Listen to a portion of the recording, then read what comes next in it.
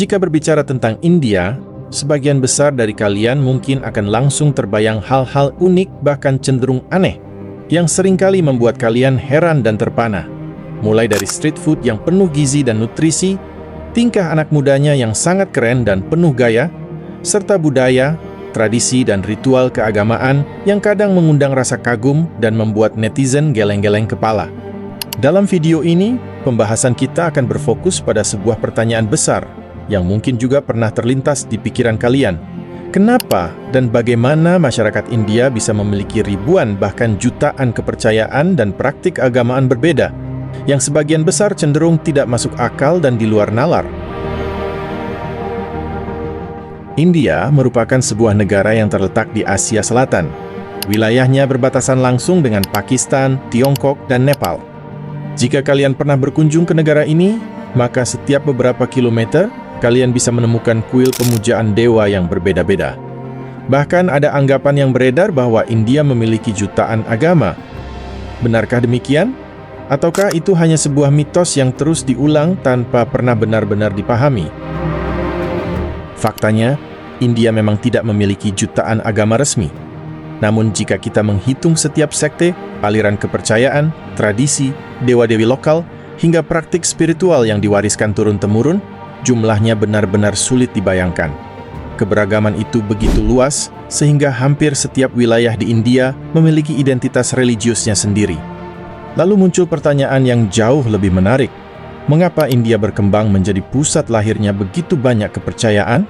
Mengapa agama-agama baru terus muncul, sementara kepercayaan lama tidak pernah benar-benar hilang? Dan bagaimana ribuan tahun sejarah berhasil membentuk sebuah peradaban yang mampu menampung begitu banyak keyakinan tanpa sepenuhnya menghapus yang telah ada sebelumnya? Untuk menemukan jawabannya, maka kita harus menyelam jauh ke dalam sejarah India, ketika kota-kota pertama mulai berdiri, ribuan tahun sebelum banyak agama besar yang kita kenal sekarang lahir. Sekitar 2600 hingga 1900 sebelum Masehi, di wilayah yang kini meliputi Pakistan dan India Barat Laut, berdiri salah satu peradaban kuno terbesar yang dikenal sebagai peradaban Lembah Indus. Kota-kota seperti Harappa dan Mohenjo-daro dibangun dengan sistem tata kota yang sangat teratur. Selain itu, masyarakatnya telah menjalin perdagangan yang maju hingga ke Mesopotamia.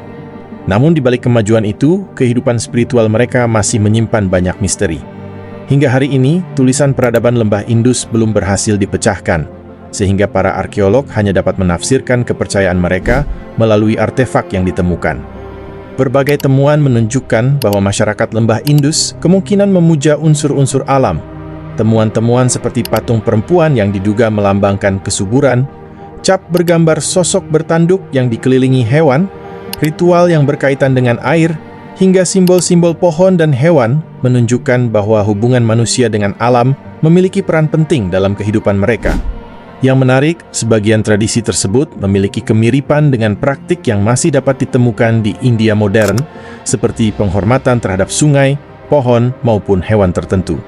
Namun para sejarawan menegaskan bahwa hubungan ini belum dapat dipastikan secara langsung karena keterbatasan bukti. Meski demikian, banyak peneliti meyakini bahwa sejumlah unsur budaya lokal tetap bertahan dan mempengaruhi perkembangan tradisi keagamaan di India di masa-masa berikutnya. Dengan kata lain, sejak awal sejarahnya, anak benua India sudah menjadi tempat lahirnya beragam bentuk kepercayaan yang tumbuh dari lingkungan dan budaya masyarakat setempat. Fondasi inilah yang kelak membuat India sangat mudah menyerap tradisi-tradisi baru tanpa sepenuhnya menghilangkan kepercayaan yang telah lebih dahulu ada. Berdasarkan bukti linguistik, arkeologi, dan genetika yang tersedia saat ini, banyak sejarawan berpendapat bahwa kelompok penutur bahasa Indo-Arya mulai memasuki anak benua India sekitar tahun 1500 sebelum Masehi. Proses ini diperkirakan berlangsung secara bertahap melalui migrasi dan percampuran dengan masyarakat yang telah lebih dahulu menghuni wilayah tersebut, bukan sebagai satu peristiwa tunggal yang sederhana. Kelompok-kelompok ini membawa tradisi himne suci yang kemudian dikenal sebagai Weda. Ajaran tersebut mereka wariskan secara lisan selama berabad-abad, sebelum akhirnya dituliskan dalam bahasa Sanskerta, yang hingga kini menjadi salah satu fondasi utama perkembangan agama Hindu. Pada masa awal, masyarakat Weda memuja berbagai dewa yang berkaitan dengan kekuatan alam. Indra dipuja sebagai dewa petir dan perang. Agni sebagai dewa api yang menjadi perantara persembahan manusia kepada para dewa, sementara Varuna dikaitkan dengan keteraturan kosmos dan hukum alam. Ajaran Weda tidak datang untuk menggantikan ajaran lama yang telah ada, namun justru menjadi titik awal berkembangnya kepercayaan-kepercayaan baru yang bersumber pada ajaran Dharma. Sejak masa awal tradisi Weda, muncul gagasan mengenai pembagian masyarakat yang dikenal sebagai Varna. Masyarakat dibagi menjadi 4 kasta besar, yaitu Brahmana, Kshatriya, Vaishya, dan Shudra. Brahmana merupakan kasta tertinggi yang diisi oleh para biksu dan tokoh besar agama. Kshatriya berisi para penguasa dan kelompok pejuang.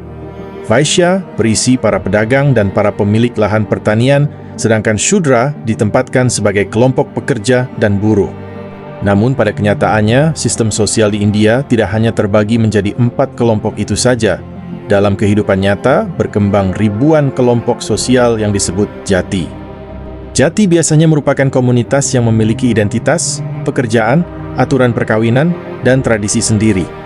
Karena itu, istilah kasta yang sering digunakan untuk menjelaskan masyarakat India sebenarnya digunakan untuk menyederhanakan sistem sosial yang jauh lebih kompleks. Oxford Handbook of Caste menjelaskan bahwa konsep kasta di India berkaitan dengan 2 istilah penting. Varna sebagai kategori besar dalam literatur Brahmanis, dan jati sebagai kelompok-kelompok sosial yang jauh lebih beragam dan bersifat lokal. Sistem ini juga berubah sepanjang sejarah dan tidak dapat dianggap sebagai sesuatu yang sepenuhnya statis sejak zaman kuno. Struktur sosial seperti ini kemudian berhubungan erat dengan kehidupan keagamaan. Setiap komunitas dapat memiliki tradisi, guru, tempat suci, ritual, bahkan dewa pelindung yang berbeda. Karena India terdiri dari ribuan komunitas lokal dengan bahasa dan sejarah yang berbeda, variasi keagamaannya pun berkembang sangat luas. Tetapi sistem ini juga memiliki sisi gelap. Status sosial seseorang dalam banyak komunitas secara historis sangat dipengaruhi oleh kelahiran. Kelompok-kelompok yang kemudian dikenal sebagai Dalit mengalami diskriminasi dan praktik untouchability selama berabad-abad. Karena itu, kasta bukan hanya persoalan agama, tetapi juga persoalan sosial, ekonomi, dan politik. Menariknya, ketegangan terhadap hierarki tersebut ikut menjadi bagian dari latar belakang munculnya gerakan keagamaan baru.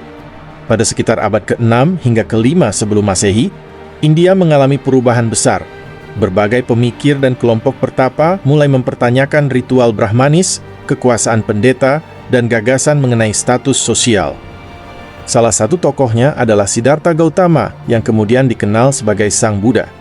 Ajarannya menekankan jalan menuju terbebas dari penderitaan melalui pemahaman, disiplin moral, dan latihan batin.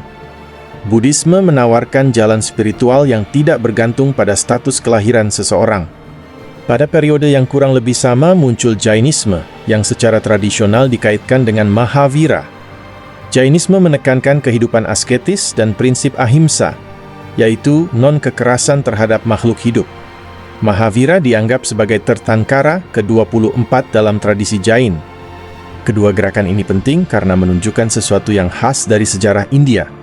Buddhisme dan Jainisme berkembang berdampingan dengan tradisi Brahmanis, bahkan pada periode berikutnya, ketiga tradisi tersebut saling memengaruhi dalam bidang filsafat, seni, sastra, dan praktik keagamaan. Bukti arkeologis menunjukkan perkembangan besar Buddhisme di India. Pada abad ketiga sebelum Masehi, Kaisar Ashoka dari Kekaisaran Maurya menjadi pendukung penting Buddhisme setelah Perang Kalinga. Ia kemudian menyebarkan ajaran Buddha melalui prasasti, pembangunan stupa, dan dukungan terhadap komunitas Buddhis. Berabad-abad kemudian, muncul pula tradisi keagamaan lain. Islam masuk ke anak benua India melalui berbagai jalur, termasuk hubungan perdagangan dan penaklukan. Di barat Laut India, kehadiran politik Muslim mulai terlihat sejak awal abad ke-8, kemudian berkembang semakin kuat pada abad-abad berikutnya. Lalu pada sekitar abad ke-15 dan ke-16 muncul Sikhisme di wilayah Punjab. Guru Nanak yang hidup sekitar tahun 1469 hingga tahun 1539 menjadi tokoh pendiri komunitas Sikh. Ajarannya menekankan keesaan Tuhan, kesetaraan manusia, kejujuran, dan pelayanan kepada sesama. Pada abad ke-15 hingga ke-17, berbagai tradisi bakti juga berkembang luas di India Utara. Para penyair dan guru seperti Guru Nanak, Kabir, Ravidas, Mirabai, dan Chaitanya menekankan hubungan pribadi dengan Tuhan dalam berbagai bentuk, mengkritik hierarki sosial serta dominasi ritual tertentu. Jadi, ketika kita melihat India hari ini dan menemukan Hindu, Buddha, Jain, Sikh, Islam, Kristen, serta ratusan bahkan ribuan tradisi lokal yang hidup berdampingan, semuanya tidak muncul pada waktu yang sama. Mereka adalah lapisan-lapisan sejarah. Ada kepercayaan lokal yang sangat tua, ada tradisi Weda, ada gerakan pertapa seperti Buddhisme dan Jainisme, ada Islam yang datang kemudian, ada Sikhisme yang lahir di Punjab, dan di dalam setiap tradisi itu sendiri masih terdapat banyak aliran, sekte, guru, dan praktik lokal. Inilah salah satu kunci untuk memahami mengapa lanskap keagamaan India terlihat begitu kompleks. India tidak terus-menerus mengganti satu agama dengan agama berikutnya. Sebaliknya, selama ribuan tahun, tradisi-tradisi baru terus muncul, berkembang, berinteraksi, dan seringkali hidup berdampingan dengan tradisi yang sudah ada sebelumnya.